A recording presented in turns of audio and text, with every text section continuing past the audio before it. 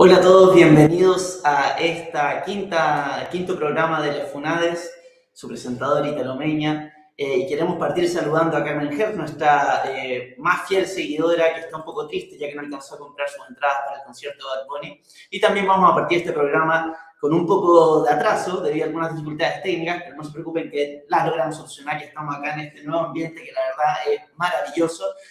También tenemos un problema con el micrófono, así que por favor si me pueden decir en los comentarios si se escucha bien la voz, ya vamos a tratar de proyectar, de que se haga de la mejor forma posible. Si en algún momento no se escucha, ustedes me dicen y lo tratamos de arreglar.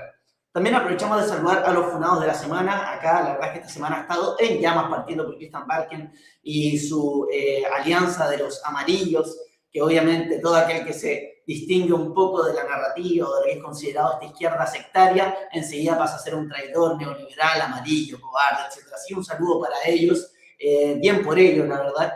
Esperemos que se mantenga así, que no haya una doble intención. También queremos saludar a Ike Asiches, que como siempre, estos profetas de la moralidad siempre encuentran la forma de desmarcarse de la misma, ¿no?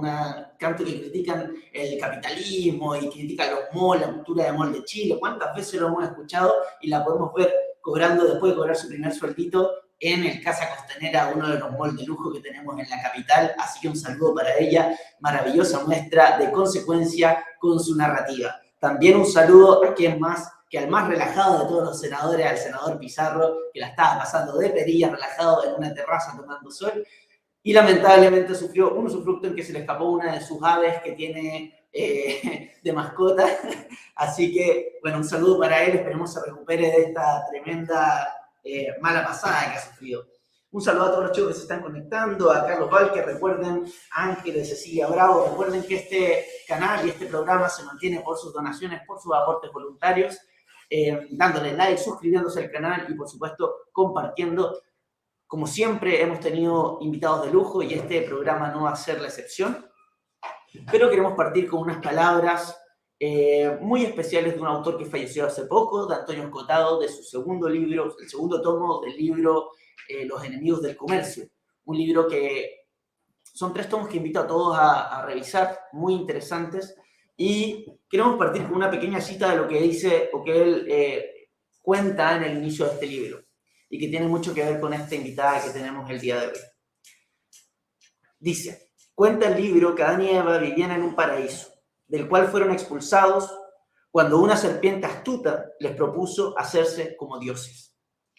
Si cataban el único prohibido de su entorno, que era la manzana ofrecida por del árbol del conocimiento sobre el bien y el mal.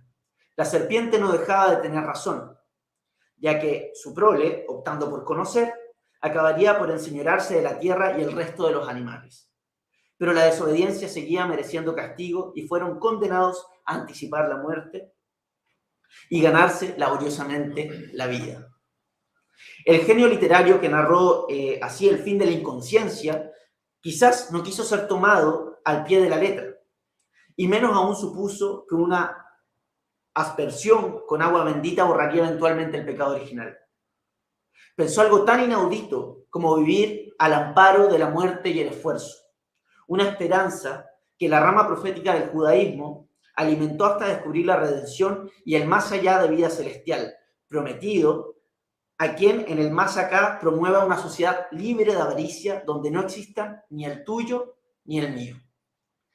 Desde entonces, partimos una lanza a favor o en contra del proyecto comunista, ignorando por sistema aquello que la historia de su empresa enseña sobre nosotros mismos.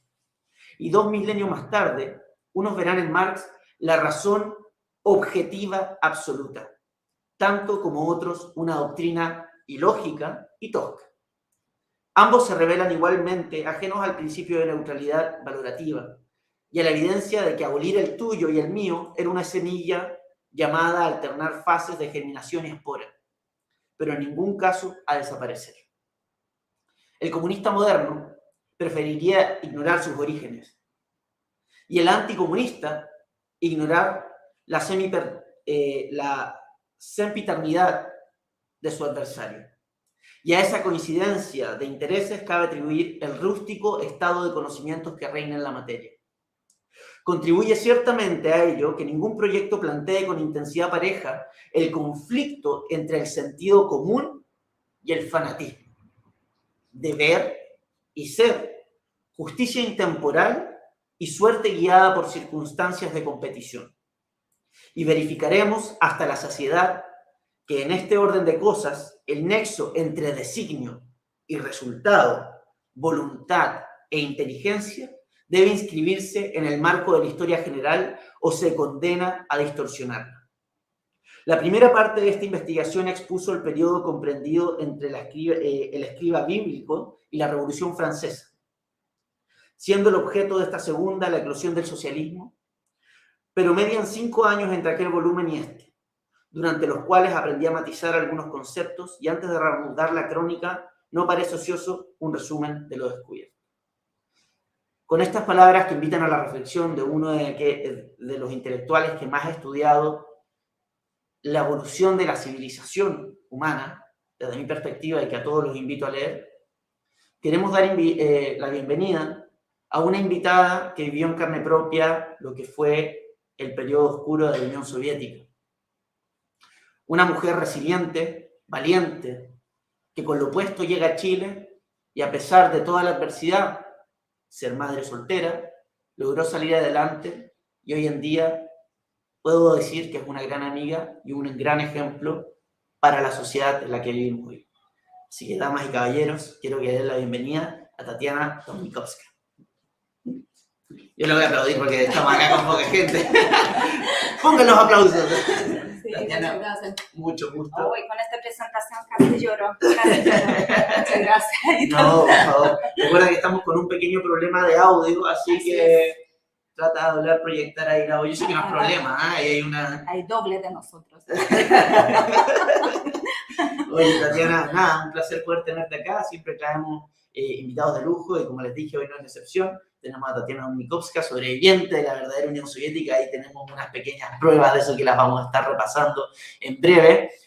Tatiana, a mí me gusta empezar con que mis invitados se presenten ellos, que nos cuenten un poco su historia, cómo fue vivir en la Unión Soviética, algunas cosas de las que vamos a repasar, ¿no? Tuviste ahí hasta los 16 años, por lo que me habías comentado.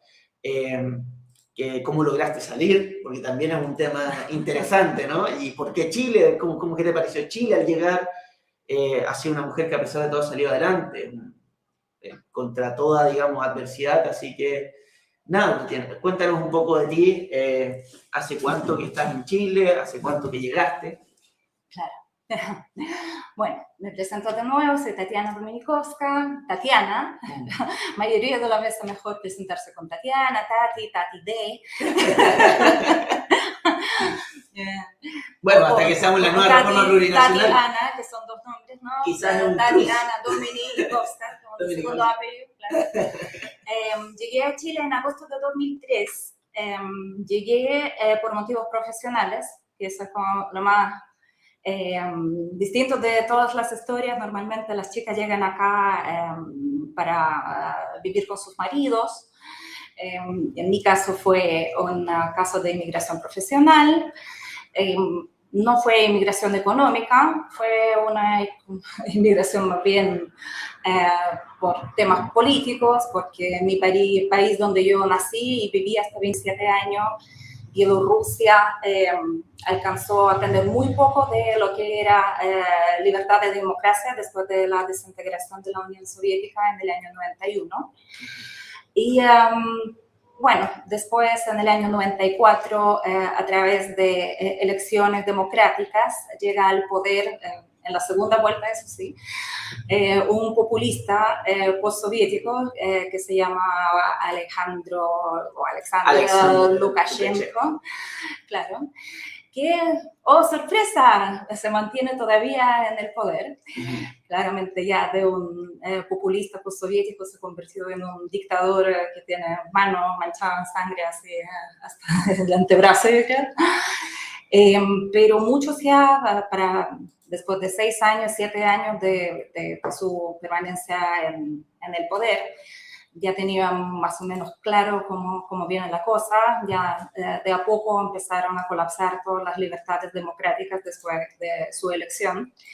Así que con mucha preocupación y con conocimiento de causa estamos viendo lo que está ocurriendo en Chile, donde vía democrática tenemos a un poder colectivista totalitario que está a punto de apoderarse de las instituciones y quitar las libertades de chilenos que ni saben todavía ustedes tal vez qué valorosas que son. Bien, entonces, ¿por qué Chile? Mira, ¿por qué Chile a los 27 años? ¿No? Se fue súper divertido. Yo creo que yo estudié idiomas. Yo soy la vieja en inglés. Ese es mi diploma universitario. Así que yo trabajaba de profe, trabajaba de intérprete y trabajaba en una empresa de lo que era auditoría como partner que se llama Coopers & Lybrand. Entonces de ahí empecé a mirar las ofertas, ver dónde ir, dónde era relativamente fácil para una profesional entrar en forma legal, porque ya era mamá, mi hijo Fiodor ya tenía 5 años. Y bueno, me salió una oportunidad acá en Chile. Además, bueno, andando por Polonia conocí a un chico chileno, entonces total ya tenía al menos a quien llamar desde el aeropuerto. Claro. Y bueno, esa fue mi llegada a Chile en agosto de 2003. ¿Tú te viniste sola con tu hijo, no? O sea, de hecho, primero vine sola, era un viaje épico, siempre para risa, porque bueno, te permitían 2 maletas y una de esas maletas, como yo no sabía dónde voy, pero sabía que voy a trabajar y voy a tener que comer. En una de esas maletas venía mi microondas. Microondas. Ni te imaginas las caras de la gente en el aeropuerto acá en Santiago, donde pasaba por el radar, que podría tranquilamente ser una bomba, ¿no? Claro. Pero eso es súper interesante y es real, porque uno cuando mira, en especial las circunstancias que te tocó a ti, digamos, y sin tener a nadie en otro país, con una lengua extranjera, no sabes con lo que te vas a encontrar. Aparte, el poco conocimiento que existe sobre Latinoamérica por parte del resto del mundo. No hay nada. Nada. Es imposible conocer América Latina por libros ni por películas. Tú necesitas vivir América Latina y necesitas vivir América Latina por muchos años para entender dónde estás, cómo funciona. Claro. Es una parte del mundo que es incomparable con bueno, el mundo donde yo crecí, que era después de todo, no sé, Europa del Este, Unión Soviética, a pesar de que claramente era absolutamente diferente de Europa Occidental o, no sé, Estados Unidos, por decirte algo, pero sí, era como una cosa y aquí tú llegas a decir otra cosa. Claro, a mí me pasó incluso cuando yo vivía en Australia, cuando estaba en Australia también, para las fechas de hoy, en donde hay un montón de conexiones, internet y todo esto, los australianos no sabían dónde estaba Chile de partida y creían que Latinoamérica éramos todo el estereotipo mexicano. Ya como mexicano, bigote y bailando y bien alegres y comiendo fruta. Y de hecho me pasa siempre que conozco extranjeros, o en mi casa traíamos alumnos extranjeros de Estados Unidos, y la gente que conocía que había venido a Chile era como que me decían, nunca me la había imaginado así. O sea, ustedes tienen luz eléctrica, como era. Así que ese nivel de desconexión, me imagino más en esos tiempos, viniendo de un país que ya estaba aislado, entonces sin mayor conocimiento tal vez, o sea, no una idea de aislado, claramente. Mira, lo que se recuperó con la desintegración de la Unión Soviética, que al menos obtuvimos la posibilidad de salir afuera. Claro. Porque estando en la Unión Soviética, y aquí de hecho, ahí tenemos, miren lo que traje. Ese es un pasaporte real de la Unión Soviética. Ese es el pasaporte real de la Unión Soviética. Sí. Con cual uno podía viajar al extranjero, porque dentro había otro pasaporte. Sí, y solamente para que entiendan la dura realidad en que vivíamos, miren mi cara KGB. Que yo... Sale en el pasaporte. Sonreírse. No, imagínate ese pasaporte y con un microondas en la maleta. Entonces No, llegué con otro pasaporte. Con otro pasaporte, ya. Ese por suerte se acabó y se cambió a este que era... ¿Se puede ver la foto de ese pasaporte o...? No. No hay nada. Pero como puedes ver, se guardó la simbólica soviética. Claro. O sea, ahí No, hoz no, pero martillo tampoco, ¿no? Pero bueno, la estrella sí. La estrella sí. Oye, qué interesante, Tati. Cuéntanos también un poco cómo fue tu experiencia, porque muchas veces cuando hablamos de política y sobre todo por el proceso que está pasando en Chile, digamos, en el simplismo o la discusión superficial habla de, no, ¿cómo van a aceptar comunismo? ¿Pero qué comunismo? ¿Qué están hablando? No hay una visión, o yo creo que una de las cosas que nos ha llevado a lo que estamos hoy en día es que el chileno y esta generación en particular no valora lo que tiene porque tampoco tiene una experiencia ni entiende bien lo que significa vivir del otro lado, en un país que no tiene garantía de los derechos fundamentales, un país que no respeta la libertad de sus ciudadanos, su autonomía. Entonces, creo que sería bueno para poder ilustrar y que entiendan también un poco la narrativa, ¿no? Los seres humanos nos entendemos mucho mejor con la historia. ¿Cómo fue tu experiencia en la Unión Soviética, que viste hasta los 16 años, si mal no entiendo, si mal no recuerdo? ¿Qué recuerdas? ¿Qué cosas te llamaban mucho la atención? ¿Cómo era ir al supermercado? ¿Cómo era? ¿Qué te contaban tus papás? Porque también estabas con tus papás ahí, que lo vivieron ya las épocas más oscuras incluso de la misma. Entonces, si nos pudiera ilustrar un poco en eso. Bueno, de partida mi familia ha sido un poquito libertaria, entre comillas, desde el inicio. Mis padres eran científicos, los dos eran geólogos. Entonces, ser geólogo en la Unión Soviética era una profesión que te permitía un poco más de libertad. No era necesario ser miembro del Partido Comunista y podías escapar a las montañas las veces que te dé la regalada gana y no bajar de allá por un par de meses para no escuchar de nada de los partidos comunistas y sus reuniones, los famosos siestas. Bueno, los papás de mi papá también eran científicos, ellos trabajaban en lo que eran agrociencias. Nací en Minsk. Minsk es capital de Bielorrusia, que es un país chiquitito, ahora independiente, una de las ex repúblicas, que está ubicada entre Polonia y Rusia, que determina mucho, digamos, su mentalidad, su cultura y composición étnica. Y en el norte tenemos los países bálticos, que Lituania y Letonia, de vecino. No alcanzamos a tener frontera con Estonia. Y en el sur tenemos una frontera enorme con Ucrania. Ese es como centro geográfico de Europa, podríamos decir, porque Europa se corta con los Urales, entonces si hacemos cruces, va a caer en territorio bielorruso. Entonces, ¿qué es lo que me contaban mis papás? Bueno, a mi papá muy lamentablemente lo perdí muy chica. Mi papá murió cuando tenía 2 años, entonces mi mamá se quedó con nosotras 3, éramos 3 hermanas. Y era una vida que tenían todos. O sea, en la Unión Soviética la famosa igualdad funcionaba de maravilla. Éramos todos iguales de pobres. O sea, no alcanzaba a ser pobreza latinoamericana, o sea, insisto, o sea, yo creo que cuando recién llegué a Chile, yo conocí lo que es pobreza de vivir en una caja de cartón prácticamente, pero bueno, también el clima te lo permite, no te vas a morir, o sea, con un frío de 20 grados bajo cero, tú no puedes vivir en una caja de cartón. Claro. Exacto. El Estado o sea, era Estado totalitario, claramente, no teníamos libertades de expresión. En esta época, cuando yo nací en el año 75, entonces era época de Brezhnev, ya absolutamente senil.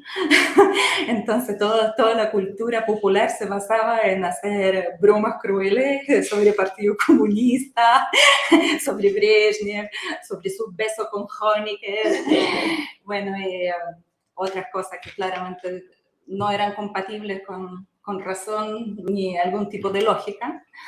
Pero por suerte para la Unión Soviética llegó esa década, al menos era década de bonanza de petróleo. Empezaron a llegar muchos petrodólares, entonces con esto se sostenía más o menos lo que era la economía, porque la economía soviética era economía con planificación de 5 años.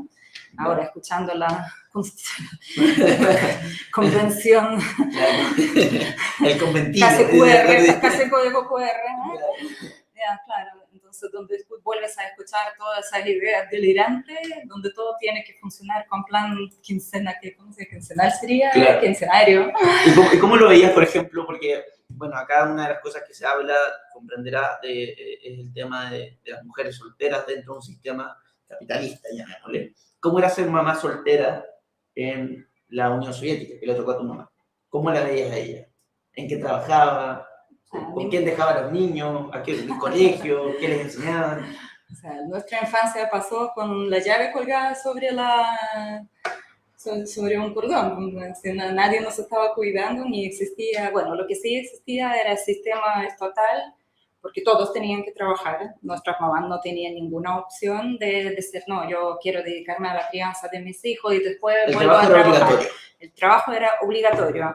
Exacto, es más, o sea, traje acá un documento que es bien particular, que también lo voy a mostrar. Dale. Mira, puras piezas de museo. Piezas de museo, que se llama libreta de trabajo, ¿ya? Y aquí te anotaban dónde estabas trabajando, de qué fecha a qué fecha, y esas fechas tenían que ser continuas. O sea, tú te ibas de un trabajo y tú tenías que ingresar a otro trabajo porque no podías estar vagabundeando, claro, por no había ocio, o sea, había pleno empleo, muchachos. Exacto, pleno empleo, no, por eso. Pleno empleo forzado. Cada arbusto tenía una babushka sentada al lado de él cuidando el arbusto, solamente para decir que no había desempleo y tenían derecho garantizado a todo. La Constitución de Unión Soviética, si tú lo lees, o sea, dan ganas de llorar porque era un paraíso terrenal.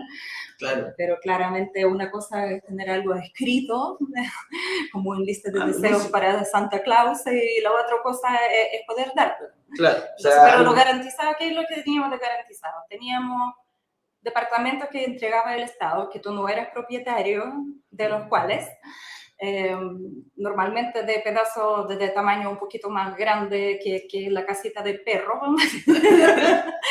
La familia entera vivía en 3 generaciones, en 40 metros cuadrados, casi separados, con una muralla hecha, así, en el mejor de los casos, con algo parecido a Chaguán de acá. Una cortina. No, se casa una cortina, así, por eso... o sea, olvídate la calidad de esa intimidad que tenían la familia, no tenían ninguna. ¿Y tener novio?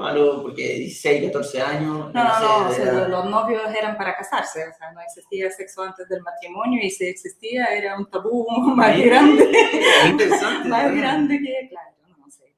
Y todos se casaban, o sea, por ejemplo, mi hermana del medio, que se casó con 23 años, ella estaba súper acomplejada porque era el último vagón del último tren.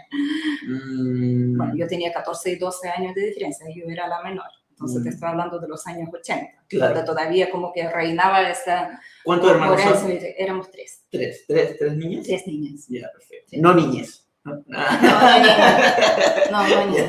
No. Ya, entonces... o sea, tú tenías una pareja, un novio, y era para casarte inmediatamente. O sea, en época de mis hermanas, sí. Ya. Después, cuando terminó la Unión Soviética, cayó el muro de Berlín, ahí como que llegaron también otras libertades. Claro, que en el fondo no era casarse, ya no era casarse. Pero que de todas formas, me imagino que igual se mantenía esa presión cultural, porque también tanto tiempo que tenía una generación entera en la que te dice no se permite, por más que saca legal de un día para otro, la gente igual te va a mirar raro y decir, uy, esta está... Claro. La yegua. Claro. No, claro. Pero bueno, al menos allá me tocó crecer esa generación que era como el boom de libertades, de valores, digamos, occidentales, pero no te estoy hablando de cultura de género ni de LGBT, claro, porque esas cosas no existían. No, tradicional. Pero claro, pero al menos ya si tocaste el bubi de una niña, ya no era necesario casarse. Ya, perfecto. Por lo menos. Bien. Bien. Oye, y ¿cómo se llama esto? El colegio, ¿cómo fue tu experiencia en el colegio, estudiar allá? ¿Qué les enseñaban? Porque yo he hablado con chicos de Cuba, de Venezuela, lo que les enseñan. Yo estudié en Argentina, sé lo que les enseñan. Bueno, es cosa de la educación pública allá. Acá, digo, y allá, ¿cómo era ese tema? ¿Qué les enseñaban? ¿Algo que te llamaba la atención, que recuerdes? Sí, no sé, las cosas más free que nos tocaba era claramente una hora de todas las semanas, se llamaba información política, donde tenías que traer recortes desde tu casa de todo lo malo que hizo el imperialismo norteamericano, por sobre todo durante la semana. Que a quién amenazó, que el programa de Pershing, de Star Wars, me refiero al programa Sí. no a la película. Sí. Claro, no sé, a Samantha Smith, a las cosas de doctor que estaba en huelga de hambre porque Estados Unidos eran malos. Cómo tratan de perjudicar a la Unión Soviética y sus aliados, o sea, que había gente mala, muy mala, no sé, Hitler, Mussolini, y después estaba Ronald Reagan. Claro, Claro, y teníamos que exponer, porque también era como bien visto poder defender tu punto de vista. Oye, y Club de debate. Eso parece una sátira, pero en realidad acá es un poco lo mismo. O sea, peor que Mussolini, peor que Hitler en Chile es el neoliberalismo. Claro. Es más, peor fue Pinochet incluso. O sea, una cosa... No sé si Pinochet o neoliberalismo, siempre tengo mis dudas. Ahora, hasta Pinochet, que era chico, su figura al lado de neoliberalismo. Pero, ¿me entiendes? Entonces, claro, exactamente. Y sin que te lo... Bueno, no tenemos un régimen centralizado aún, se supone, sin embargo lo están enseñando en los colegios y tenemos una generación completa de jóvenes que lo piensan así. Entonces, qué interesante porque ahí lo vemos de manera directa. Una hora de estar buscando noticias claro. Que fueron de todo lo malo que hizo en las semanas, como nosotros buscando a los funados de la semana, ellos viendo las noticias, digamos, de... No, y peor todavía, mi colegio era especializado, colegio británico inglés, teníamos clases de inglés todos los días. ¡Traidores! No, éramos futuros espías, seguramente. Claro. Entonces, sí. Más encima teníamos una fuente adicional que se llamaba Moscow News. Entonces tú tenías que revisar y tener presentaciones en las clases de inglés, tenías que presentar en inglés sobre las atrocidades del imperialismo norteamericano. Mira. Exacto. Bueno, y un montón de otra porquería, bueno, ¿qué más de así como las cosas chistosas que te van a llamar la atención? Que en vez de hacer como un movimiento de scout o algo parecido, teníamos movimientos de pioneros, los que andaban con, con un triángulo rojo aquí atado, que eran 3 pases. O sea, cuando tú eras muy chico, tú eras hijo de Lenin, andabas con una estrellita. ¿Hijo de Lenin? Sí. Hijito de octubre, en realidad. Eso puede ser el nombre del programa. Sí. Hijo de Lenin. Hijito de octubre, que donde aparecían Lenin chiquitito, así todo ruliento, todo parecía lo quiero bien. Sí. Después pasaban a ser pionero y después fase 3 era Komsomol, a cual ya no llegué porque ya se desintegró, gracias a Dios, la Unión Soviética. Justo a tiempo. Sí, no, además me portaba muy mal, así que yo no calificaba para... ¿Por qué cosas se retaban, por ejemplo? Una anécdota ahí de algo que hayas hecho. ¿Cuál fue el reto que más te marcó? No, bueno, o sea, si algo me caracteriza en esta vida, aparte de mi dulzura, que soy demasiado directa, soy muy directa para decir las cosas. Claramente leía mucho, me informaba mucho, la base científica de mis padres, bueno, mucha soledad cuando tú vives en un departamento, pasas muchas horas rodeado de libros y gran enciclopedia soviética, claro. Entonces, no te dejan con el iPad, como ya. No, necesidad era. Y se muestra la foto de la tele que teníamos en la casa, es un método de defensa. La mirada es una caja donde fácilmente ahora le puedes ocupar como un refrigerador, yo creo, por sus tamaños, era algo así de proporción. Y todo de fabricación soviética. Súper elegante, una terminación elegante. Elegantes terminaciones militares.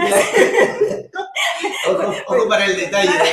Porque si algo tenía la Unión Soviética era mucha industria, pero toda la industria enfocada a lo militar. Claro. O sea, lo único que sabían hacer era tanques, no sé, misiles, etcétera, y demás. Pero todo lo que era parte doméstica, enchufable, todo parecía más o menos o un tanque chiquitito o un misil chiquitito y funcionaba como tal. Y te enseñaban a operarlo. Claro, y venía a casa con... Bueno, no nos puede extrañar, aunque suena ridículo, que en un tiempo más estemos con el Boric pequeñito, el Boric más grande, el Boric dirigente estudiantil, el Boric de... Borimol, claro. Komsomol, sí. No, una locura. Oye, una locura. Qué terrible. Y supermercado, yo estoy pensando como en cosas cotidianas que uno hace que ir al supermercado, ¿cómo era? ¿Era normal o era...? O sea, mientras duraba la Unión Soviética, en primera parte de los años 80, ir al supermercado era supermercado, no era supermercado. Yeah. ¿Eran todos productos nacionales?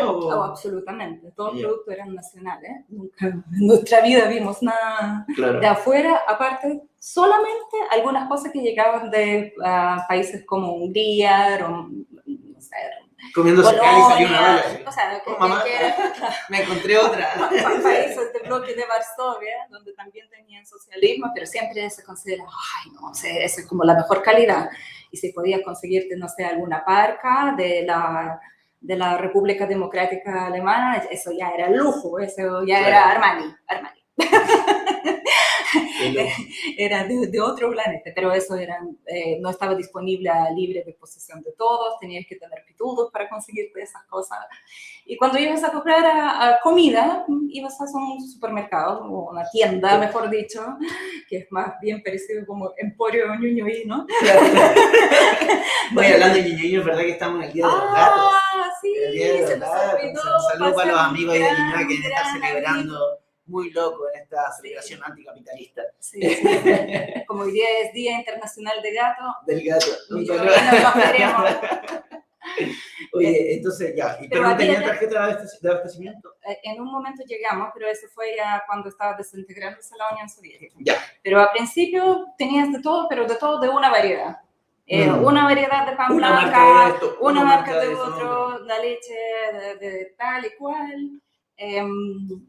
Entonces, como que tú tenías o sea, nunca te ibas a morir de hambre, pero tampoco tener una vida de lujo, ni hacer comida gourmet. Claro. La gente se batía con lo que tenía. Ya, perfecto. Entonces, bueno, hay un tema que yo sé que es delicado para ti, ¿ya? Pero que igual me gusta porque lo conversamos, yo con Tati somos amigos, entonces... Sí, por si acaso. Por si no son... me contaba... un tema que yo sé que es delicado, pero me parece sumamente interesante, porque tratando de explicar un poco por qué me parece tan importante, porque como vemos que es de costumbre, estas personas, por ejemplo, el mismo Lenin, que decía que él iba a reducir la jornada laboral a 6 horas y apenas llega al poder, implementa 14 horas forzosas y el trabajo forzoso, obligatorio, igual que digamos, el tema militar. Y así se van dando muchas contradicciones, ¿no? Y que es algo, me parece, inherente. O sea, ellos están en contra de los monopolios y eso, sin embargo, tú me cuentas que había una marca de cada cosa, de cada producto en el supermercado. Y eso tiene una relación en que cada vez que se expande el poder estatal, al mismo tiempo se expande la institución de la esclavitud, ¿no? Que termina pasando. Ya con Lenin, durante sus primeros años, sucedió ya directamente, en que te están diciendo, tú no eliges tu trabajo, y tú tienes que trabajar, ¿ya? Y te dicen, tú tienes que estar obligadamente ir en la industria y trabajar en esto, en lo que sea que te toque. Exacto. Que es lo mismo que esclavitud. Absolutamente. Exactamente lo mismo. O sea, es más, donde más duro le tocó era la gente del campo, que a la gente del campo les volvió prácticamente esclavitud. Es que esclavitud, imperio ruso, para entender como a base, sobre cuál estaban construyendo el experimento comunista en lo que era Rusia o Imperio Ruso. Piensa tú que es un país que es más bien, está entre Europa y Asia, y yo te diría más bien cargado por tradiciones más bien asiáticas que europeas, ¿ya? Claro. O sea, solamente gracias a la política del zar del siglo XVIII, que era Pedro el Grande, que él abrió la ventana a Europa, así se llama el fenómeno, donde cortó todas las barbas boreales, a toda la nobleza de tiempo, o sea, les sacó esos trajes más bien asiáticos, largos, y les puso ropa europea. De ahí empezó como época de integración de Rusia a lo que era Europa, pero en su mentalidad, en su tradición cultural, ellos son propensos a la tiranía, a un líder supremo, claro. A obedecer las órdenes. Y en ese extremo llegaron a tal punto que la esclavitud, la propiedad sobre los campesinos de cada noble fue abolida solamente casi a mediados, casi finales del siglo XIX. O sea, un país que ya pretendía estar en vías de progreso, industrialización y todo, todavía tenía gente que no era libre en su decisión dónde vivir y con quién trabajar, y trabajaban gratis. ¿Ya? Entonces, como no alcanzó a pasar mucho tiempo, desde 1860 hasta 1917, yo creo que con suerte se han cambiado, no sé, 3 generaciones, entonces esa memoria como genética todavía estaba dentro del campesinado, Claro. no sé si existe, ruso. Entonces, cuando lo metieron a todo en esos coljos, que eran como granjas colectivas, y los prohibieron moverse de allá. De hecho, nosotros, así como volviendo un poquito en tu pasaporte, te fijaron tu domicilio, por ejemplo, lo voy a mostrar. Ese era su domicilio. Sí. Claro, existe esa, te dice, esa ¿dónde vives tú? Sí, existe esa dirección y mi mamá todavía vive allá, por eso lo mostré bien breve. Saludos, KGB. Saludos, KGB.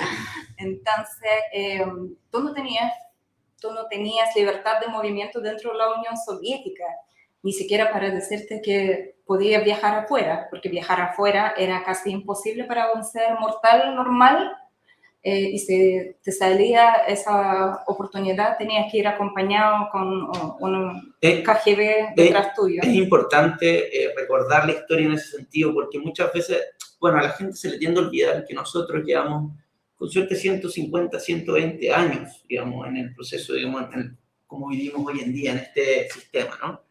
Y es un periodo demasiado corto para los niños. Y muchas veces creo que las generaciones, y creo que es un fenómeno que se está dando, sobre todo ahora en Chile, bueno, pero a nivel mundial, creen que este tipo de cosas no se van a repetir, que es imposible, que en realidad eso ya pasó, que ya se aprendió. Sin embargo, hay tantas similitudes, problemas para el desplazamiento que estamos viviendo hoy, por ejemplo, con la, no voy a nombrar, con la marca, ya, no voy a nombrarlo porque nos pueden censurar. Miren, así de ridículo estamos llegando, que no puedo decir o hablar al respecto porque pueden bajar el canal. Por eso estudié lingüística, para tener 1000 sinónimos para expresar la misma cosa. La misma cosa.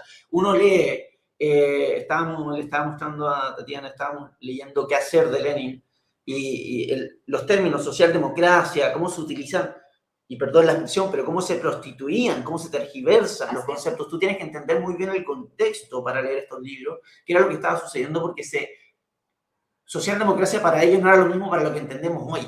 No. Sin embargo, lo utilizaban. Y una persona que no sabe esto lee y se puede confundir. Y esto es la manipulación del lenguaje, que lo vemos hoy con el lenguaje inclusivo, con las narrativas que se están generando.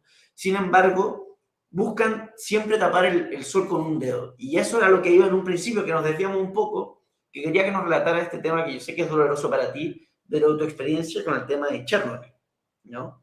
Que es un fenómeno importante, que muchos dicen que termina por ya destruir absolutamente a la Unión Soviética, de generar la caída de la misma.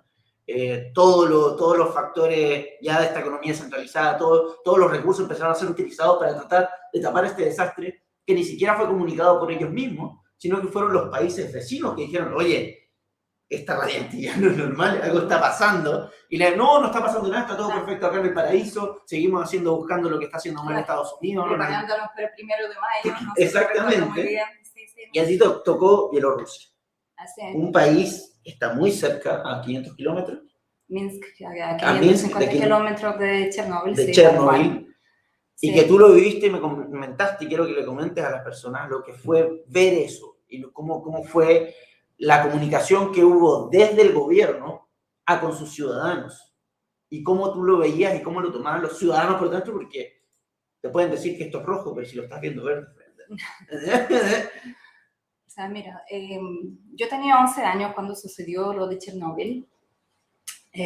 Por el mero hecho de que mi mamá era científica y trabajaba para la Academia de las Ciencias de la Unión Soviética. Sí, empezamos a recibir a través de ella, pero o sea, nadie podía decir nada. No es que como que mi mamá saliera a la calle y decía, querido vecino, quedó la grande, tienen que todos esconderse y empezar a tomar leche con yodo, eso sí, cuando puedan salir. No, todo se comunicaba así de oído al oído. Efectivamente, durante el día 26 de abril, cuando se produce el accidente, no sabíamos nada. 27 ya empezaron a llegar como primeras noticias alertas.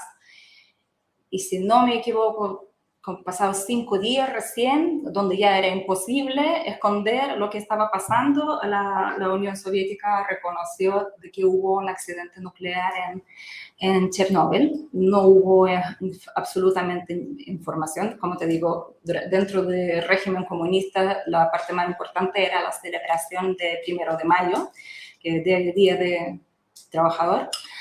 Que siempre son paradas así militares, ¿no? O sea, todas las parafernalias que pueden todavía ver en Corea del Norte. Entonces era mucho más importante no cancelar este magno evento que avisar a tu gente sobre lo que estaba pasando. O sea, por suerte, como te digo, nuestra mamá nos avisó, pero donde tu mamá, tú con 11 años y tu mamá te dice, Tatianita, por favor, no salgas a la calle. ¿Qué hace Tatianita apenas salga la mamá? Sale a la calle. Porque no tenía corre a la calle. No, bueno, y no solo eso, y era súper divertido. Charcos eran de todos los colores, eran amarillos, naranjos, rojos, porque más encima de estos hijos de gran Putin, lo que hicieron era bajar todas las nubes radiactivas, prácticamente todas, sobre territorio bielorruso. Así que si bien técnicamente Chernóbil está en territorio de Ucrania, el país más contaminado con todas las consecuencias de lo que significó esta explosión es Bielorrusia, que todavía no supera nivel de contaminación, y muchas tierras están enajenadas de por vida, porque el periodo de semidescomposición de estroncio son 10.000 años.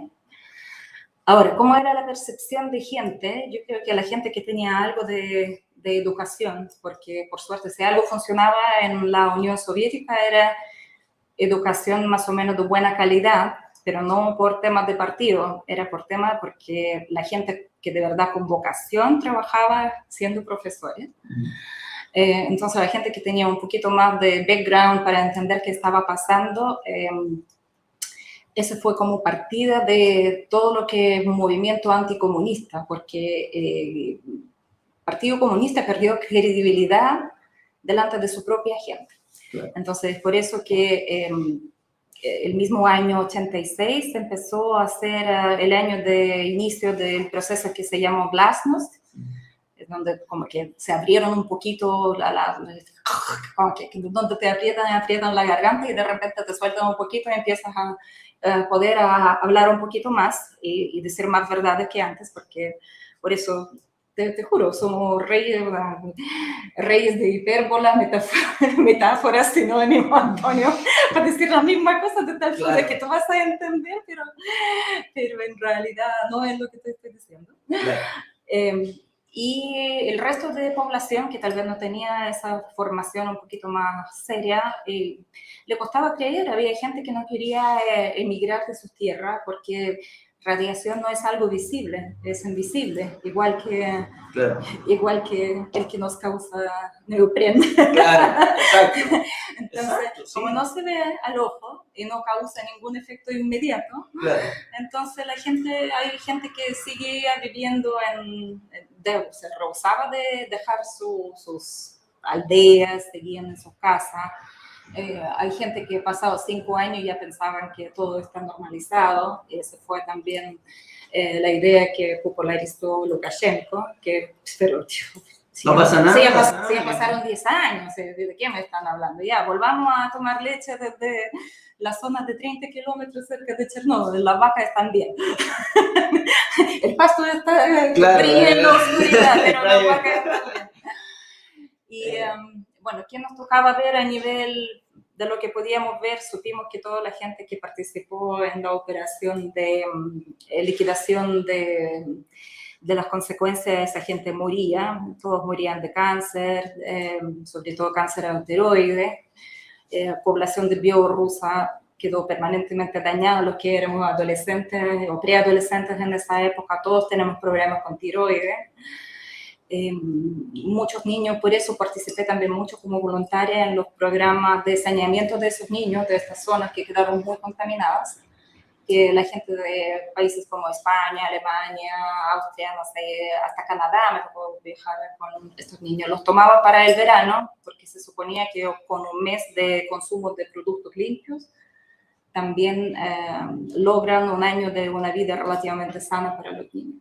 Claro. Así que eso es lo que produjo, pero más que había dos conceptos, de hecho, de Chernóbil físico y Chernóbil anímico, porque donde la gente, hasta imagínate, había ya 3 generaciones que crecieron con un partido comunista, que casi daban su vida por el partido comunista, y entender que les quitaron la vida a ellos, les quitaron salud a sus nietos, ese de desconfianza, donde empieza mentira grande, la guerra ya está perdida. Entonces, claro, donde se perdió esta confianza y más encima donde se multiplicó por glasnost, eso era ya el fin de la Unión Soviética. No tanto en lo que implicó el costo de hacer el sarcófago, era más que nada el costo lo que implicó en las vidas de cada persona, claro, y la percepción del régimen y lo que hace y cómo miente.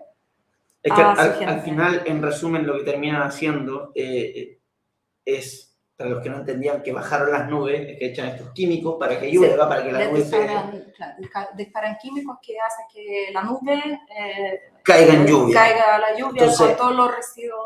Esta nube radioactiva que viene de la explosión de Chernobyl, quienes han visto la serie de HBO también es muy ilustrativa, muy buena, que va viajando, digamos, expandiendo hasta Europa. El gobierno ruso de la Unión Soviética termina enviando estos químicos para que caiga, y cayó sobre Bielorrusia y ni siquiera le avisaron a los ciudadanos, no salgan, está cayendo, exacto, agua contaminada, radioactiva.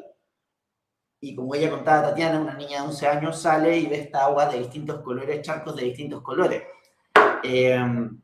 Así es. Como uno dice, y una vez más, y creo que es lo más relevante de esto, que uno, al recordar estos momentos históricos y a través de tu narrativa, muchos jóvenes y generaciones enteras creen que esto no va a volver a pasar, que esto es cosa del pasado, que el comunismo ya falló, sin embargo no entienden la diferencia entre comunismo y socialismo. Me ha tocado gente que le digo, no, pero el comunismo no funciona, pero el socialismo sí. Socialismo sí. Digo, ¿pero qué me estáis diciendo? ¿Cuáles son las diferencias? No, mira, entonces, es importante porque hay que, para poder ver esto, si uno ve esto, uno tiene que ser capaz de hacer ciertas similitudes, como podemos ver acá los chicos que están hablando en el chat, con respecto a lo que está pasando hoy en día con la pandemia, digamos, ¿no? Lo único que voy a decir. Cada uno saque sus propias conclusiones. Esto es un programa que siempre invita a pensar. Si me putean en los comentarios por algo que dije, me parece perfecto, porque significa que les molestó lo que dije. Y si les molesta lo que dije, en algún momento imagino que van a decir, oye, este bueno una vez dijo esto. Ah, tal vez, pues, eso es lo que buscamos finalmente, que creemos que algo que hace tanta falta hoy en día en Chile y en el mundo en general. Muy duro tu testimonio con respecto a lo que pasó a Chernóbil, que es algo que casi, una vez más, como las muertes por la Unión Soviética, se olvidan, todos se acuerdan del Holocausto, pero nadie se acuerda de lo que fue la Rusia comunista, de lo que fue Mao en China, de lo que fue Camboya. Mucho peor, o sea, solamente piensa que durante tiempos de Gulag, que era tiempo de colectivización forzada y industrialización forzada, iniciada por Lenin y seguido con planes de Stalin, donde, bueno, Rusia, claro, o sea, y todos los que no tienen mayor detalle casi admiran a Stalin, que era casi un gran promovedor de convertir un país agrícola, en 20 años lo convirtió en un país industrial, pero toda la planta, todo lo que es industria soviética era construida sobre los huesos humanos, en trabajos forzados, donde toda esa gente por razones ideológicas fue encarcelada, muchísima gente fusilada. Y perdón, o sea, es lo mismo que dicen, perdón que te interrumpa, pero igual. Trabajo forzoso gratuito. Exactamente, que estas personas que tanto se quejan de la explotación del capitalismo, porque ese es el discurso, hay una explotación del capitalismo, del trabajador, en donde se le quita el tema de la plusvalía, etcétera, se le quita el valor del trabajo entre el trabajador y se le deja ¿Qué tal trabajar gratis? Solamente para sobrevivir. Estas personas que denuncian esclavitud son quienes terminan en un acto de buenismo, delirante, como vemos el caso de Isque, yendo a comprar, que son súper morales estas personas, pero terminan a través de sus políticas generando la verdadera esclavitud. A través de sus políticas, la verdadera destrucción de la dignidad humana, que es el amor propio.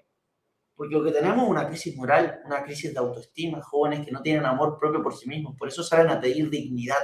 La dignidad es consecuencia del amor propio, del amor hacia uno mismo. Y estas personas no lo tienen, creen que alguien más les va a dar esto, y eso es lo que terminan prometiendo. y generan completamente lo opuesto. Es que eso es lo que siempre decíamos, que el gobierno comunista era maravilloso todo lo que te decía, pero era horroroso y doloroso todo lo que hacía, porque al final destruía la voluntad de las personas, destruía decisiones personales, destruía la vida del ser humano, casi te destruía el libre albedrío, porque si tú, o sea, quieres conocer Italia, para decirte algo, y nunca jamás, si vives con la sensación que nunca lo podrás hacer porque no te dejan salir de tu país, es muy dañino, destruye tu ser. Al final, tu alma queda dañada en forma permanente. Y la gente asume esa esclavitud como algo, es como esos experimentos con el perrito a que le pegaban y le pegaban con descargas eléctricas y al final el perrito aprendió a ser débil. El perrito ya no respondía, o sea, decía, bueno, me van a pegar, o sea, ¿para qué voy a tratar de hacer algo? ¿Para qué voy a tratar de ladrar, morder o tratar de huir? O sea, al final igual me van a pegar de la descarga. Entonces, esa falta de posibilidad, cuando uno ya cae en completa apatía. Yo creo que, mira, el mejor libro, según yo, lo que describe lo que nos tocó vivir a 3 generaciones de mi familia y cómo es la sociedad socialista, comunista, totalitaria, colectivista, tal vez es muy cursi, pero de verdad lean en 1984 de Orwell. Sí, lo mismo que Granja de Animales. Estos 2 libros, si quieren entender cómo era de verdad, o sea, cómo describe. Esos libros describen al 200% para mí las realidades que nos tocó vivir dentro de lo que era la Unión Soviética, sí, en términos de como individuo, a nivel de individuo. Porque y la gente con alma quebrada compra el discurso de grandeza del imperio, vive con esa, no importa que vivimos falta de dignidad, casi yendo al baño a una letrina que está a 20 kilómetros fuera, pero mandamos cohetes espaciales, ¿no? O sea, tenemos Sputnik, todos nos temen porque tenemos armas nucleares, lo que ahora está haciendo Putin en Europa con la frontera. Bueno, eso es esa otra contradicción, digamos. Finalmente, estos que hablan tanto de la lucha de clases que ni siquiera entienden, porque Marx, cuando habla de clases, se refería a casta. Y es tan vago el análisis de Marx que en Das Kapital no le dedica más de 1 hoja y media a explicar lo que él se refiere por clase. Pero lo que él realmente se refiere a castas, ¿ya? Cosas que ya están predeterminadas, no la clase que permite cierta movilidad social y que es una categoría, digamos, tal vez para fines analíticos, quizás hasta económico. Pero estas personas que denuncian clase, la lucha de clases, los privilegios de clase, que finalmente se refieren a castas, terminan por, a través de este discurso de abolir estas castas, generando las verdaderas castas. La verdadera casta, que era castas de nomenclatura del Partido Comunista, que ellos sí vivían como reyes, sí viajaban al extranjero, sí ellos tenían sí acceso a otro tipo de comida y otro tipo de ropa y otros cosas de beneficios que nosotros nunca podíamos tener. Eran como los chanchos en la granja de animales, que al final vendieron su discurso, pero al final todos terminaron trabajando para su bienestar. Otro libro muy interesante, Himno. No sé si lo has leído de Ayn Rand, ¿no? Sí. Es una novela cortita de Himno, tiene 100 páginas, que también habla mucho, o sea, se refiere a este tema de Orwell, o sea, no a ese tema, pero es la misma historia, como esta Ayn Rand también era una gran sobreviviente, también le tocó vivir en carne propia lo que eran los primeros años de totalitarismo, así que ya sabes de qué estaba hablando. Y una cosa más que te quería decir respecto a los autores, también, bueno, Hannah Arendt también habla mucho del mismo tema, o sea, como que Ayn Rand, Hannah Arendt están hablando...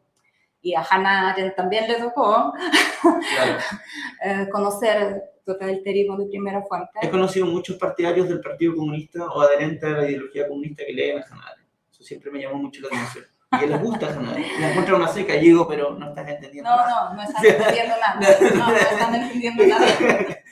Oye, cuéntame un poquito esto de... Ese tema de castas, solamente para terminar, Sí. yo creo que como teoría de clases se les acabó con la caída del muro de Berlín.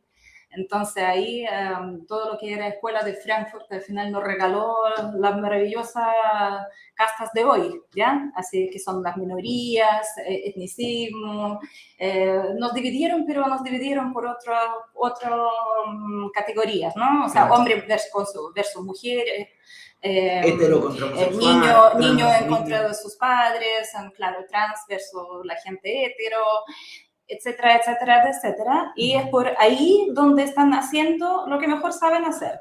Generar ideología, dividir a las personas, el poder, alcanzar el poder, porque lo único que importa de verdad al comunismo, al socialismo y a sus adherentes es el asunto de poder.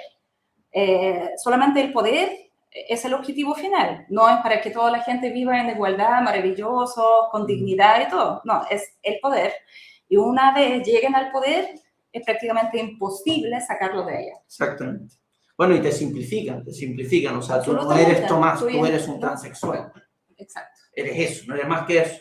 Ya te simplifican la complejidad del ser humano, tu dignidad. No, tú no eres Tomás, eres un transexual. Un saludo a Tomás que está detrás de cámaras, que siempre nos ayuda.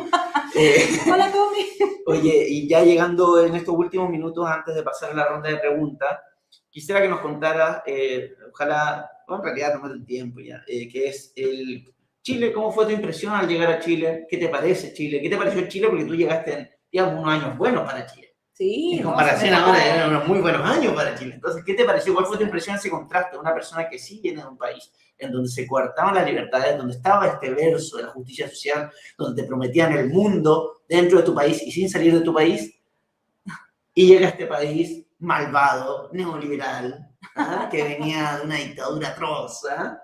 ¿Qué te pareció? ¿Cuál fue cómo fue ese choque el cultural? ¿Qué te pareció Chile? Sí, por supuesto. No, mira, mi ventaja era que yo ya hablaba español, porque yo estudié inglés, español y, bueno, y francés como tercer idioma dentro de mi carrera universitaria. Entonces, por suerte ya hablaba español, pero mi español me servía muy poco en realidad durante los primeros 3 meses de mi vida y trabajo en Chile. Hablaba español, no chileno. Claro. Así que muy pronto ya se me desaparecieron todos los fefeos, o sea, todos los gracias se fueron así, pero muy rapidito a la canasta de basura. ¿Qué me impresionó? Bueno, uno viene sin prejuicios y con corazón abierto, ¿ya? Nosotros al menos si hay que destacar de nuestra formación, que temas de clasismo, digamos, o diferencias, como discriminar un poquito para arriba y para abajo, lo que acá en Chile se da absolutamente transversal, lo desconocemos. De hecho, mi primer vivienda donde me tocó vivir, o sea, mi primer criterio era así, como un departamento chico y cerca del metro. ¿Dónde era? Cerca del metro Pajaritos. Sí, ahí llegué con mis 2 maletas. Así que puedo decir que conocí a Chile en forma absolutamente transversal. Entonces yo no entendía por qué la gente se sorprendía que yo vivía allá. Muy rubia para ir allá. Claro, no sé, personas con su rasgo casi diciendo no viven en Providencia de las Condes. Claro. ¿Qué más?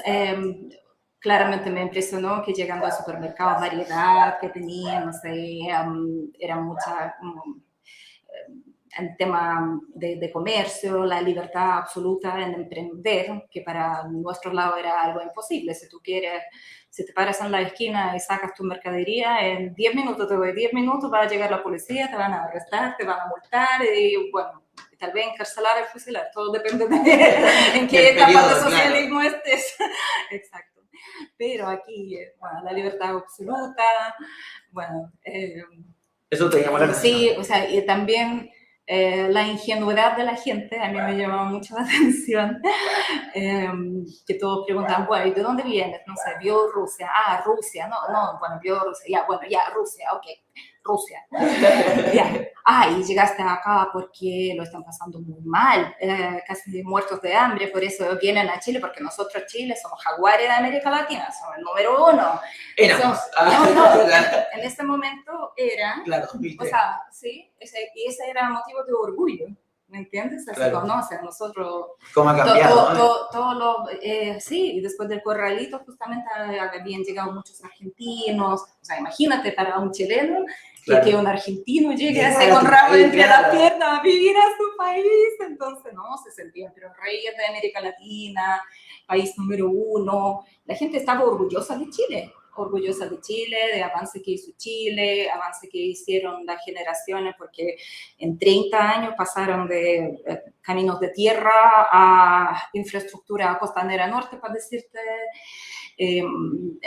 acceso a educación, salieron primeras generaciones de profesionales que pudieron mejorar la vida tanto de ellos como de su familia. Nació conceptos de segunda vivienda, no solamente para élites, sino que para clase media también. Entonces la gente vivía orgulloso. Entonces ese malestar que fue generado por el adoctrinamiento de nuestros hijos, que nunca tuvieron ningún problema, y es como generación de videojuegos, porque ellos mueren y resurrección viene en forma inmediata. Si no te salió bien esa partida, la puedes empezar de nuevo. Ellos no entienden que la vida de la sociedad no funciona de esta manera. Si ellos ocultan ahora nuestra democracia, no hay una vuelta atrás inmediata, claro. Que eso va a tener consecuencias graves para varias generaciones. Y ver este proceso que empezó en el año 2019, para mí era absolutamente doloroso, muy frustrante.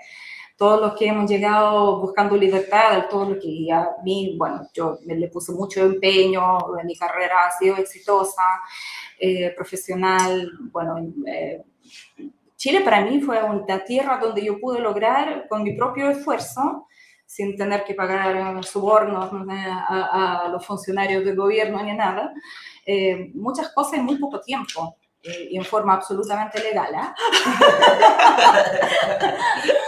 Entonces, ver cómo todo esto se tira por la borda, por las ideas absurdas que murieron o no funcionaron en ningún país del mundo, después de todo experimentos socialistas ya llevan 150 años, no prosperaron en ningún país del mundo y mataron 150 millones de personas, así como breve estadística para que sepamos de qué estamos hablando.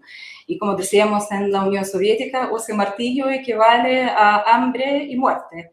Así, Sierp y Molet, Smirt y Golet. Esa era la rima, ¿ya? En español no rima, pero bueno. Entonces, para mí fue un proceso absolutamente doloroso que me convirtió en una gran patriota de Chile. Yo participo en forma bastante activa en todo lo que es movimiento de resistencia, de rechazo. Me convertí en facha sin saberlo. ¿Ah? Claro, comunista, fascista, comunista, fascista. No, la gente nos hizo socialdemócrata. Socialdemócrata, bueno. Entonces... Oye, perdón, chicos, pueden empezar a dejar sus preguntas en el chat. Vamos a lo que quieran saber sobre Bielorrusia, la historia de Tati, su experiencia acá en Chile. Lo que quieran preguntar ya pueden hacerlo a través del super chat, porque vamos a estar respondiendo, ya lo estamos leyendo, vemos que hay muchos comentarios bastante interesantes. Esto pareciera un ciclo, ¿no? Pareciera un ciclo porque se ha repetido en Atenas, se ha repetido a lo largo de la historia. Cuando se llega a cierto nivel de bienestar, hay algo tal vez primitivo dentro del ADN del genoma humano. La sensación de culpa, o sea, nuestra generación judío-cristiana, muy lamentablemente está basada sobre la sensación de culpa.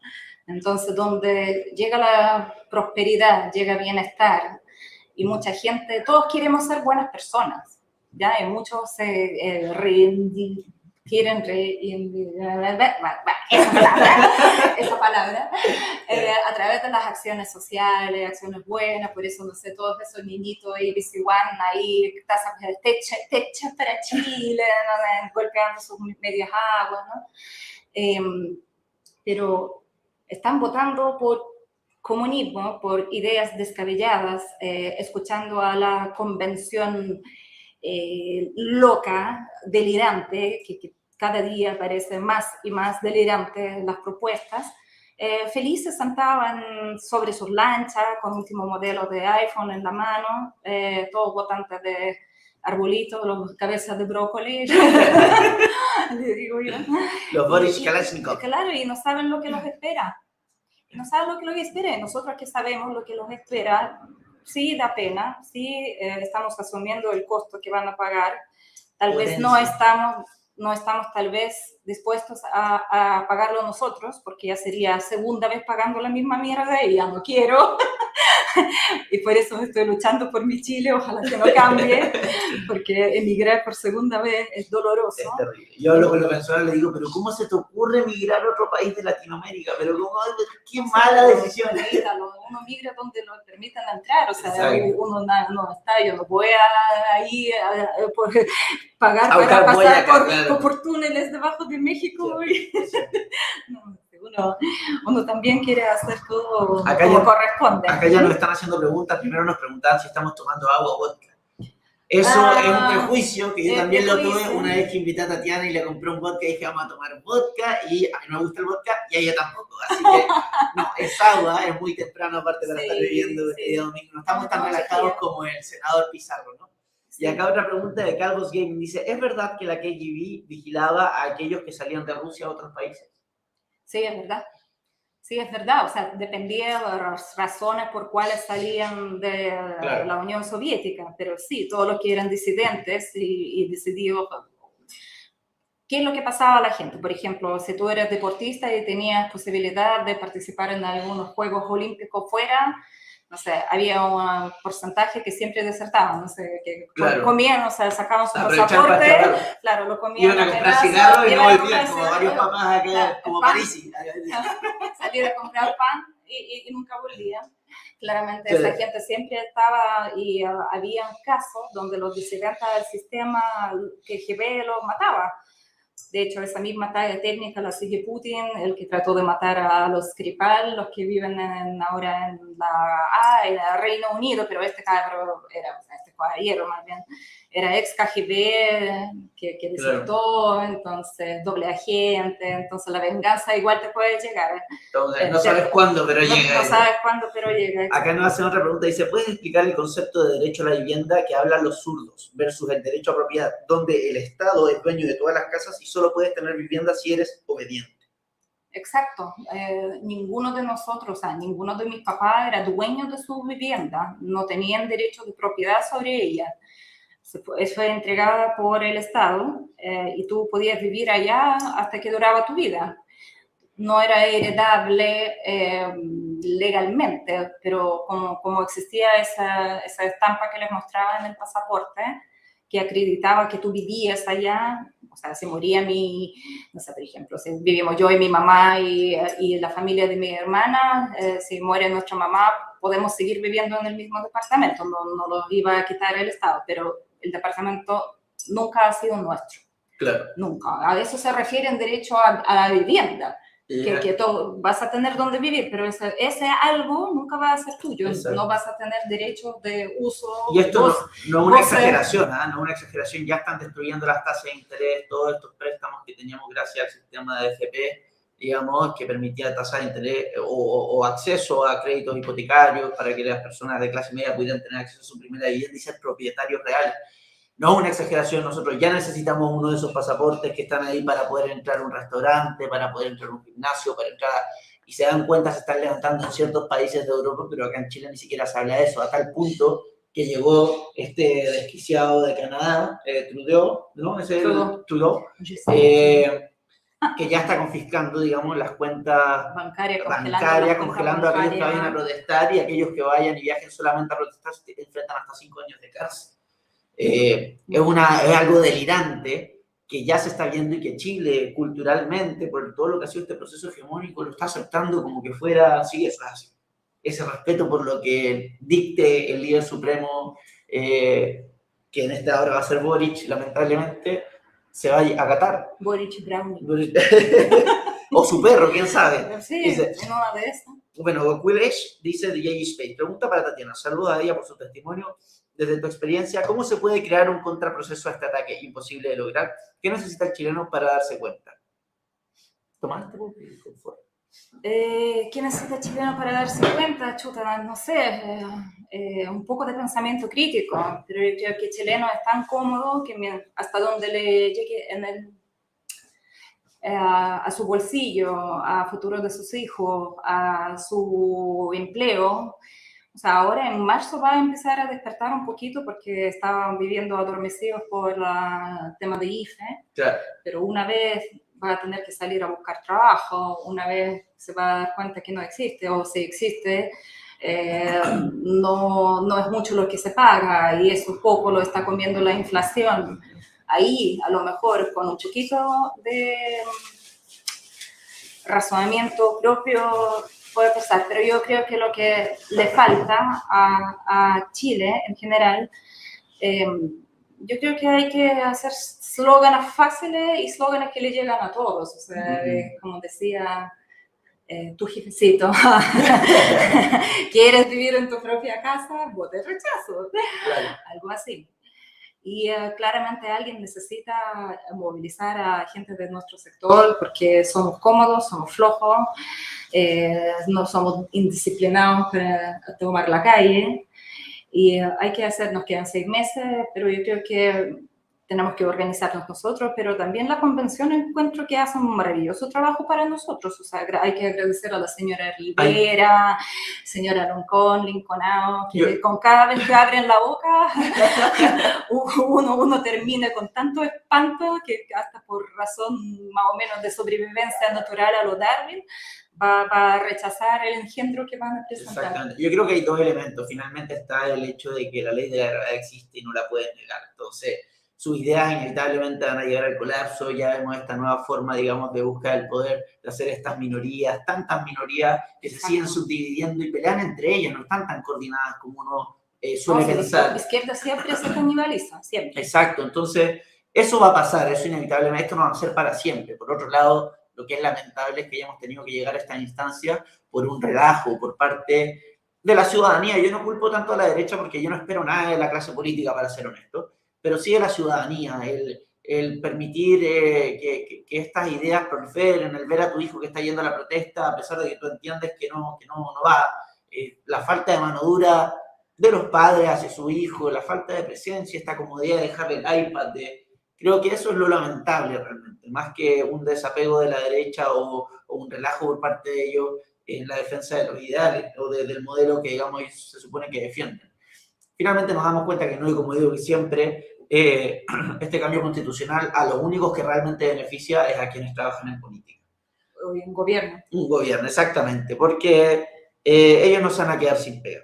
Acá hay una pregunta de Víctor Mercado. Dice, Tatiana, ¿cómo ves, que es muy interesante, cómo ves la situación de Rusia con Ucrania y cuáles son los intereses de Rusia? A ver, bueno. Bueno, situación de Rusia con Ucrania ya lleva 8 años de conflicto. Partió en el año 2000, a finales del año 2013 y digamos, el momento crítico fue en 2014, donde Rusia anexa lo que es península de Crimea. ¿Cuáles son los intereses rusos? Putin como ex KGB en su mente, o sea, este hombre vive y su frustración más grande y complejo más grande es la desintegración de la Unión Soviética, que en su cabeza era una tremenda potencia que tenía que existir para siempre, y amenazar con 2 manos llenas de misiles a todo el mundo, que eso lo sigue haciendo. Eso lo puede hacer, pero solamente como desde Rusia ya no existe la Unión Soviética. Entonces, para él, claramente, él sigue jugando su juego de geopolítica. Él pretende ser un jugador relevante o percibirse como tal, que lo consideren, que un Macron venga a conversar con él, que Joe Biden le llame por teléfono, donde en realidad lo que no se da cuenta es que ya hablan con él como con un loco que tiene el botón rojo nuclear que puede destruir el mundo. Que Joe Biden hable contigo como un loco es porque ya es mucho. Mucho ya, ¿no? Es como un poquito mucho. Entonces Putin lo que está chantajeando a Europa con su oleoducto, como es, con su Nord Stream, que lleva gas natural a Alemania. Entonces claramente lo que les importa a los políticos les preocupan los votos de sus ciudadanos, entonces no quieren que estén en sus casas frías por ningún motivo. Y su otro es que es absolutamente impredecible. El gallo juega, su juego es de impredecible en todas sus manifestaciones, miente, un día dice una cosa, otro día dice otra cosa. Y todo esto hace en los momentos donde la popularidad interna de Putin está decayendo. Entonces, apenas la popularidad de Putin va decayendo, empieza alguna guerra. El enemigo externo. Claro, el enemigo externo. En el año... Eso ya conocemos. Exactamente. En el año 2008 era Georgia, en el año 2013 era Ucrania, y temas de Crimea. Y bueno, y ahora... porque, bueno, es chiste hasta dentro de su propio país, porque el compadre pasó todo el tema de COVID encerrado en un búnker, y hasta para tener un acercamiento con él tienes que pasar por cuarentena obligatoria de 2 semanas, donde te observan para que no tengas el bicho para poder... Es más, o sea, él pasó hace poco a una visita a un cementerio y Rusia está en invierno, entonces desinfectaron toda la nieve del cementerio para que pueda pasar Putin. Entonces, claramente su popularidad y su imagen de macho alfa, así mostrando sus bíceps y tríceps, claramente decayó en forma... Oye, acá nos hacen otra pregunta. Fuerte. Bueno, Jorge, si quieres hacer preguntas lo haces por ese chat, y acá nuestro encargado detrás de cámaras, Tomás, las va eligiendo y las va publicando. Ya recuerden que con sus donaciones pueden hacer un super chat, o sea, una super pregunta que va a salir resaltada y la vamos a contestar sí o sí. Ángeles pregunta, Ítalo, pregunta a la invitada, ¿había inflación en su país?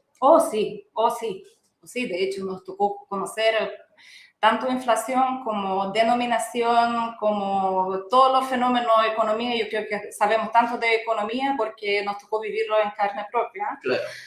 Todo lo que era rublo y todos los ahorros de nuestros papás desaparecieron de noche a la mañana porque hicieron denominación, de lo que era 1.000 rublos se convirtieron en 10 rublos.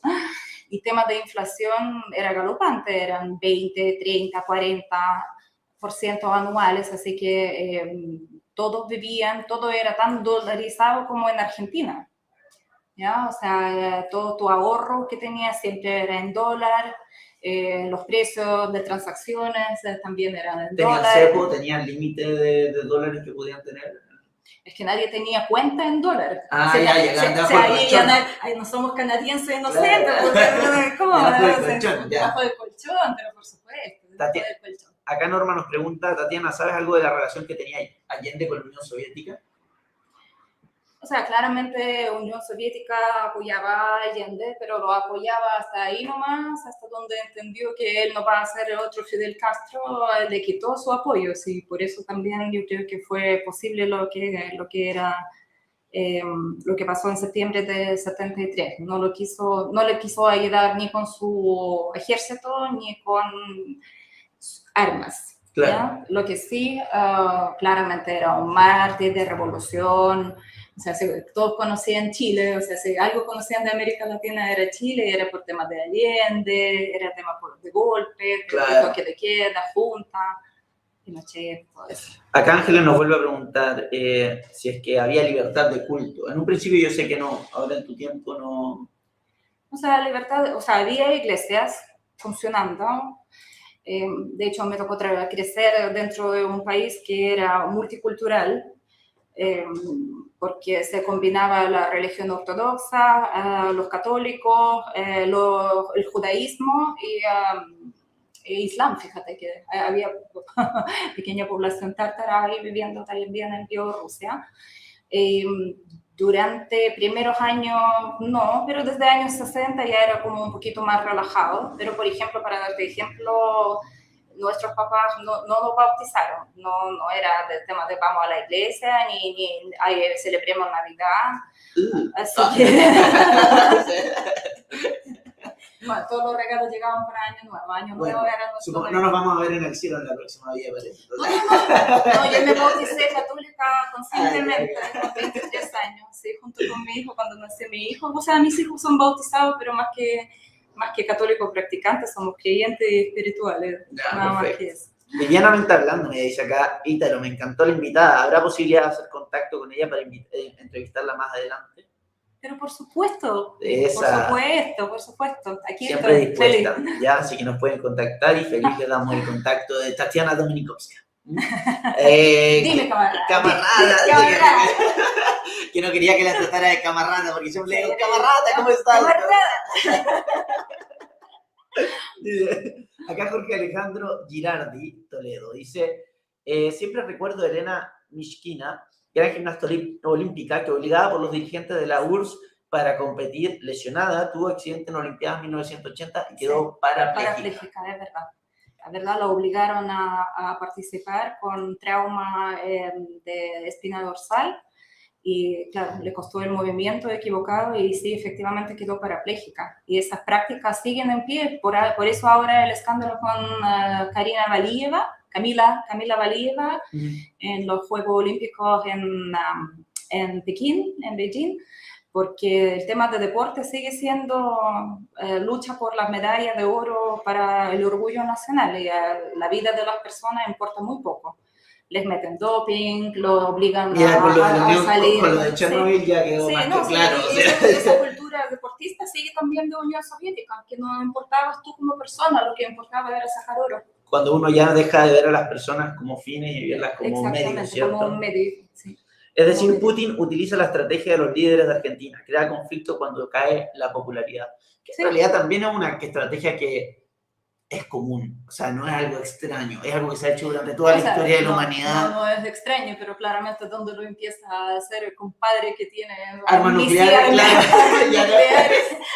claro. Cuando lo hace Evo Morales a nadie le importa. Hasta cuando lo hace gordito de Norcorea, hasta ahí nomás. Pero no, le encantan las guerras híbridas. O sea, Putin es como ídolo y sus estrategias está orientada a una guerra que se puede terminar y se puede hacer con manos de otros, lo que está haciendo precisamente en este momento, porque hay dos regiones de Ucrania, que es Donetsk y Lugansk, que se proclamaron repúblicas independientes prorrusas, entonces él trata de atacar a Ucrania a través de ellos. Sí.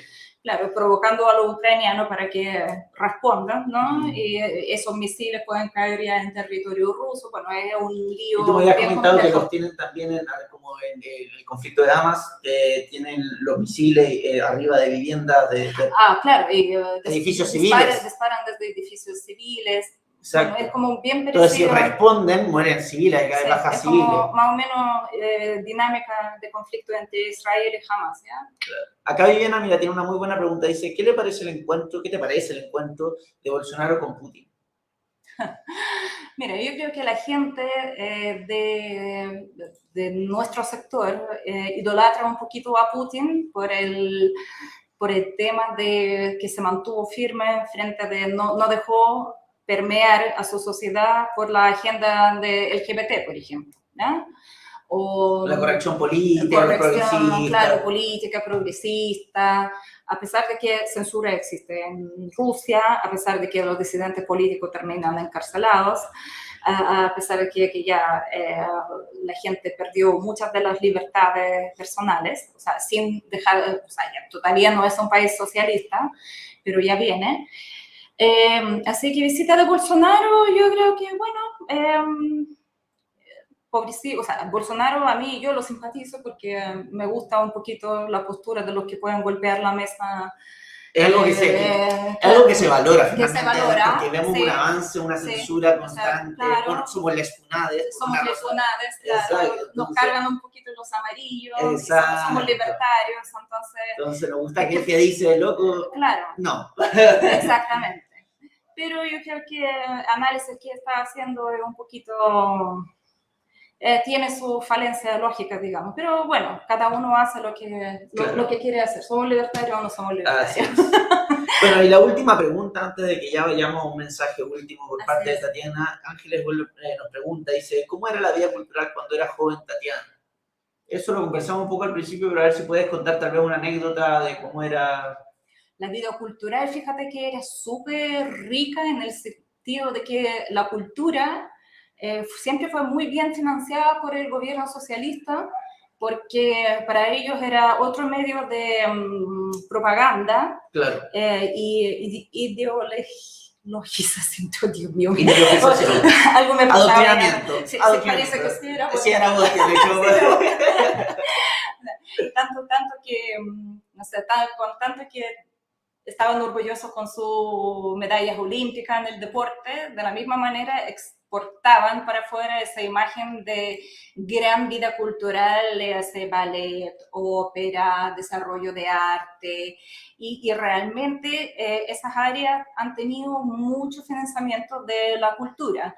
Pero tú podías hacer solamente lo que el Estado te pedía que hagas, o sea, si quieres ser por retratos, el retrato tiene que ser de algún líder comunista o de algún logro comunista. Los representantes de cultura que caían en disidencia, como Alexander Solzhenitsyn, por ejemplo, tenían que emigrar de país, o Josip Brodsky, o bueno, un montón de otros nombres que seguramente podemos tener. Este tema es súper amplio.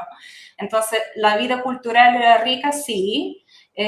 Tuvimos acceso a todo lo que es lectura, museos, no sé, ballet de primera calidad, todo, sí, pero los artistas no eran libres en su expresión artística, tenían que ser fieles al Partido Comunista y hacer pintar y cantar todo lo que les permite el Partido Comunista. Acá sucede, pero no de manera jerárquica, no es de arriba para abajo, sino que de abajo hacia arriba. Hay una culturización en los artistas, de que hay ciertos valores que son intocables, y si tú te apartas de esos valores no te dan financiamiento, no tenés, entonces ya lo estamos viendo también de alguna forma. Tal vez aprovechando que tocamos un poquito el tema de cultura, si nos contara un poquito de este hermoso mantel de declaración que tenemos hoy en este programa. No es mantel. No es un mantel, perdón, no quería ofenderlo, pero para que... No, traído directo desde no, es que Rusia. cuando me iba para Chile, entonces mi mamá, como del recuerdo de las raíces que se dio la patria, ella me regaló su pañuelo, ese es como para mí pañuelo de babushka. No lo ocupo prácticamente nunca, además es más ruso que bielorruso o polaco, que serían como mis pertenencias, digamos, étnicas, pero sí, es algo muy, muy típico y es algo que viajó conmigo junto con microondas en esas dos maletas. Envolvía el microondas. Claro, el envoltorio de microondas. Oye, Tatiana, ya estamos en el Te tiempo. tengo un regalo ítalo. ¿Podemos terminar? Por supuesto, te voy a dar más. Yo sé que tú siempre regalas cosas. Tatiana me llena de regalos. Para que podamos. Una Red Bull. Ya. Querido Ítalo, te regalo este hermoso dúo para que tengas alas después de este directo. Es el vodka soviética. Oh. Y es algo que le va a dar alas. Qué malo, muchas gracias, querido. No me lo voy a tomar ahora, porque si no terminaría muy mal este momento. Gracias, querida. Gracias a ti por la invitación. Por favor, oye, Tatiana, bueno, tienes los últimos tiempos que te quieras tomar para dar un último mensaje a quienes nos están viendo, algo que quieras desahogar, decir, totalmente tuyo el micrófono. O sea, desahogarme también. Sí. A lo Terry Maribel. Eres presidente. No, bueno, en primera instancia, por supuesto, agradecer la invitación. Sí, un placer. De verdad, valoro mucho estos espacios para poder dar mi testimonio. Me parece que es provechoso para los chilenos que de verdad no conocen cómo es o cómo era. Tal vez escuchando de alguien que sí era parte de nuestra experiencia, lo pueden asimilar un poquito más. Hay más credibilidad. Y decir lo que siempre digo, por favor, no perdamos Chile. Chile es un país maravilloso, no lo quiero dejar, me importa lo que pase con este país, le estoy dedicando tiempo y esfuerzo a la, no sé, lucha, resistencia, a trabajo de al menos como dar este testimonio o hablar con la gente, a explicarles el valor de democracia. Hay que cuidar la democracia, porque como decían, hay un dicho que siempre la democracia está a una generación de totalitarismo, entonces hay que cuidarlo y ojalá no perderlo. Y por favor pensar súper bien qué es lo que estamos haciendo con nuestro hermoso país, hacia dónde lo puede llevar una decisión mal tomada, equivocada. Infórmense, piensen, gracias a espacios como el espacio de Ítalo, que hace un trabajo maravilloso invitando a gente que ayuda a pensar y a recibir diferentes puntos de vista. Cuidemos nuestro Chile, amemos nuestro Chile, es un maravilloso país que yo amo con todo mi corazón, mis hijos ya se consideran chilenos. Así que no me gustaría dejarlo por verlo convertido en otro basural totalitarista que mató socialismo del siglo XXI o del siglo cualquiera, siempre es nefasto. Así que eso, chiquillos, y muchas gracias por muchas gracias a ti, Tatiana. O sea, lo que tratamos de hacer también en el programa es siempre traer gente que yo de alguna manera admiro, que considero que es gente valiente, que es un ejemplo, que es gente muy valiosa, tratando de recordar a quienes nos ven que en este país todavía hay gente muy valiosa, gente que está dispuesta a dar la pelea. Tatiana, me consta, yo la he visto en marchas, en cómo siempre está ayudando, trayendo bandera, lo que necesiten siempre está dispuesta a ayudar, venir a programas.